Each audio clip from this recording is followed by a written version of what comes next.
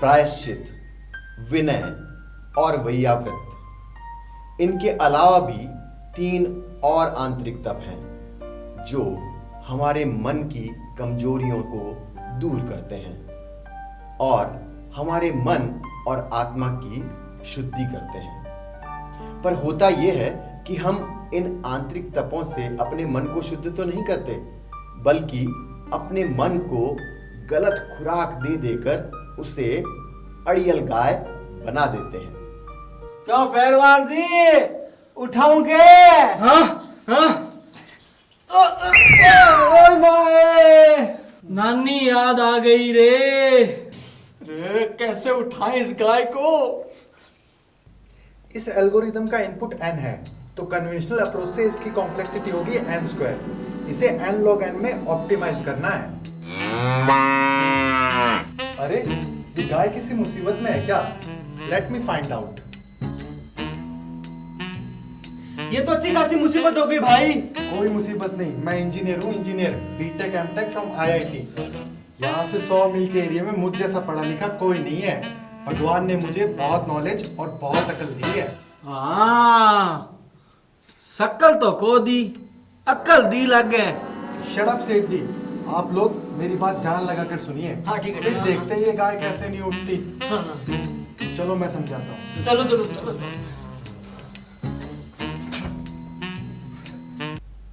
हम भी यूं ही मजबूरन मन को फॉलो करते रहते हैं, उसकी मनमानी चलने देते हैं। पर क्या इससे हमारा मन ठीक हो जाता है? नहीं, मन तो मन मौजी हो जाता है। हम दुनिया भर का ज्ञान अर्जित कर लेते हैं, पर अपने मन को कैसे संभालना है ये ज्ञान नहीं ले पाते। चलो यहाँ आओ, मैं समझाता हूँ। चलो बैठ के ही समझ लेते हैं। सेठ जी आप क्या खड़े हो, आप भी बैठ जाओ। ओ मरा दियो रे। देखो दोस्तों, अभी गाय सीधी है, यानी राइट एंगल पे। अब आपको अक्यूट में करना है, फिर आपको रिफ्लेक्स में कर देना है। समझ में आया? मारे तो खोपड़े में कहीं कोनी घुसियो। मैं फिर से समझाता हूँ। अभी गाय सीधी है, यानी राइट एंगल में है। अब इसको हम थोड़ा जोर लगा के अक्यूट करेंगे, फिर थोड़ा जोर और लगाएंगे, ऑब्ट्यूज करेंगे, और फिर जोर लगाएंगे तो रिफ्लेक्स एंगल हो जाएगा और इस तरह गाय उठ जाएगी। गाय के उठने का तो पता नहीं, पर इस इंजीनियर के चक्कर में हम जरूर गिर गए। ओ तो फेर कमर थोड़ा सी भाईदा। चलिए छोड़िए, आपको मेरी पढ़ाई का मोल ही नहीं, मैं तो चला। अरे अरे इंजीनियर साहब रुकिए, बुरा ना मानिए, मेरी गाय को उठाइए। आपके हाथ जोड़ता हूँ साहब। चलो तुम कहते हो तो मान जाता हूँ। चलो मुझे फॉलो करो। चलो भाई चलो। तो सबको सब कुछ समझ आ गया है ना? वाह इंजीनियर बाबू वाह। धक्का दो तो अक्यूट बनाओ, ऑब्ट्यूज बनाओ, और अब जोर लगा के रिफ्लेक्स बनाओ। वाह भाई इंजीनियर बाबू, और कहीं बढ़ाओ ना बढ़ाओ, मैंने उल्लू जरूर बना दिया था। हम भी अपने मन को भरमाने की, उल्लू बनाने की खूब कोशिशें करते हैं।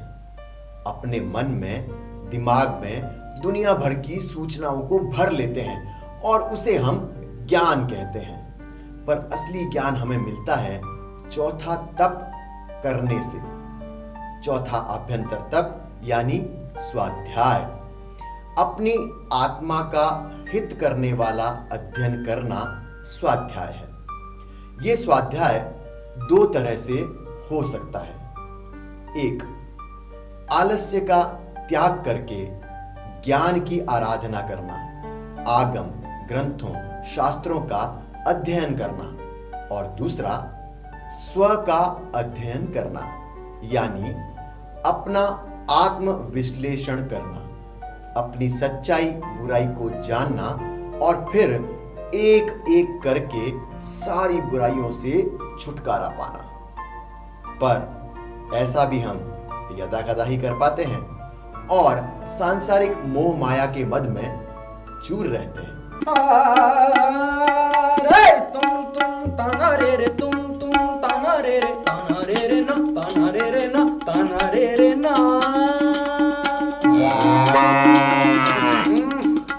ये गाय क्यों मेरे रियाज में खलल डाल रही है?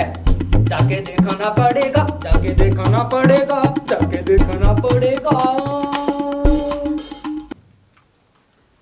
अरे भाई, आप सब ये मूक गाय के साथ क्या कर रहे हैं? अरे हम कुछ ना कर रहे, जो कर रही है यही कर रही है। पर ये तो बैठी है। वही तो मुसीबत है, आगा उठे कोनी।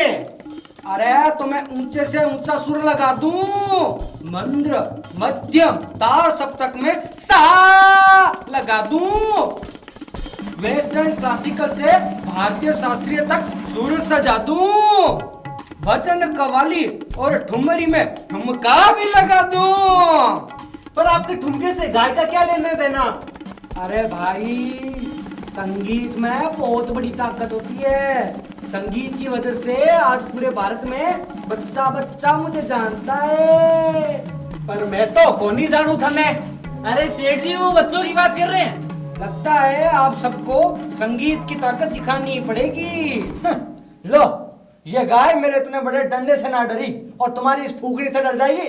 अरे सुरों में जो ताकत होती है वो पूरे ब्रह्मांड को हिला देती है। और ये बांसुरी है, बांसुरी। जब श्री कृष्ण भगवान ने बांसुरी बजाई थी तो सारी गायें उनके पीछे चली आती थी, और जब मैं ये बांसुरी बजाऊंगा तो ये गाय मेरे पीछे पीछे दौड़ी आएगी। हम भी जब थोड़ा बहुत नाम कमा लेते हैं तो हमें लगने लगता है कि ये पूरी दुनिया हमारे पीछे ही दौड़ी चली जा रही है। हम अपने नाम, अपनी शोहरत से मोह कर बैठते हैं और नाम के माया जाल में फंस जाते हैं। जब नाम प्रसिद्धि कम ज़्यादा हो जाती है तो हम बेचैन रहने लगते हैं और जिंदगी में चूहा दौड़ का हिस्सा बन जाते हैं। अब आप सब बैठो और देखो मेरे सुरों की ताकत और संगीत की ताकत। तो कोनी उठे भाईला। लगता है ये गाय को थोड़ा कम सुनाई देता है। इसके कान के पास जाके बजाता हूँ।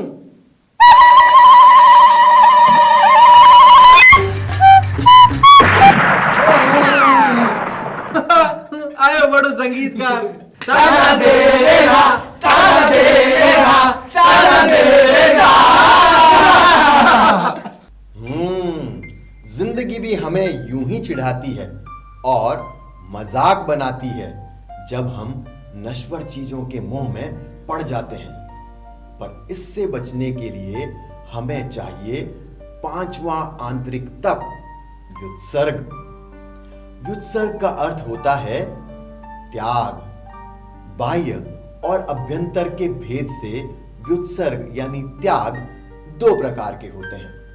पहला, सांसारिक वस्तुओं, रिश्तों नातों से ममत्व हटाना, और दूसरा क्रोध, मान, माया, लोभ ऐसे आत्मीय विकारों को त्याग देना। ये अभ्यंतर व्युत्सर्ग है। लेकिन बहुत बार ये सब जानकर भी कि ये मोह माया है, नश्वर है, फिर भी हम अपनी आसक्ति को कम नहीं कर पाते। और सब कोशिश कर ली पर गाय है जो उठने का नाम ही नहीं ले रही है। अरे वो सब छोड़ो, ये बताओ कि असल में गाय को पसंद क्या है? गाय को छोटू मोटू के रसगुल्ले ही पसंद है। नहीं नहीं, गाय ने मोता चोकरी, रबड़ी और मलाई पसंद है। नहीं, कहीं गाय को डोमिनोज का पिज्जा तो नहीं पसंद? नहीं नहीं, मिठाई और फास्ट फूड से तो गला खराब होता है। मेरे ख्याल से गाय को काली मिर्च, सौंठ और मुलेठी का काढ़ा पसंद है। नहीं नहीं, गाय को तो चाय पट्टी की कचौड़ी और समोसा पसंद है। मैं कह रहा हूँ रसगुल्ले पसंद है। नहीं नहीं, काढ़ा। मुझे छोड़ दे दो। अरे कुछ समझ में नहीं आ रहा, मेरी तो कल घास चरने गई है। ऐसा ही हमारे साथ भी होता है। हमारा मन कहीं नहीं लगता। एक वस्तु, एक लक्ष्य को हम पा लेते हैं तो मन दूसरे के लिए ललचाने लगता है। अब क्या करे भाई, जी ललचाए रहा न जाए, ऐसा ही होता है मन के साथ। और इस अंतहीन तृष्णा के भंवर में मन उलझता और उलझता ही रहता है। अरे ध्यान आया, घास। हम भी मन को कहां कहां खुश करने की कोशिशें करते हैं और ये भूल जाते हैं कि उसे तो सहज सुख और शांति चाहिए। ये शांति हमें मिलती है छठे अभ्यंतर तप ध्यान से। ध्यान साधना यानी अपने मन को एकाग्र करना, अपने मन को निर्विचार बनाना, अपने मन को श्वास पर केंद्रित करना। कितना सरल उपाय है मन को मनाने का, और हम हैं कि कहां कहां भटकते रहते हैं। हाँ, घास। गाय को तो घास पसंद है और गाय भूखी है। अब देखो गाय कैसे उड़ती है।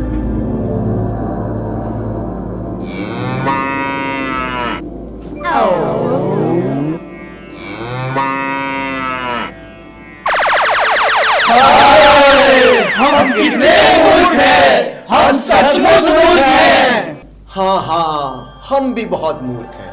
साधक दर्शकों, हम भी बहुत बन लिए, अपने मन के कहे कहे बहुत चल लिए, पर अब और भटकने की जरूरत नहीं।